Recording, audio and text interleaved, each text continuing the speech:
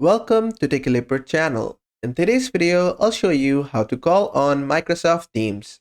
Now, it is very simple. You just have to follow me and it's just a few steps. So, just open up your Microsoft Teams and after that, just navigate to chat over here. Then, just find the person in the search that you want to send the message to. For example, I'll search for this person and select their profile. As you can see, I'm over here.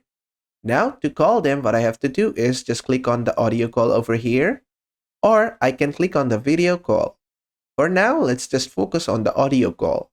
Now, to audio call them, what I have to do is just simply click on the audio call button. And then another window will open up in which it will be calling to them.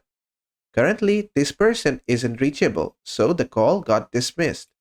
But if the person was available, the call would have reached them. And if you wanted to do video call, just click on the video call icon. The same dialog box will open up again. But as this person isn't available, so the call got dropped.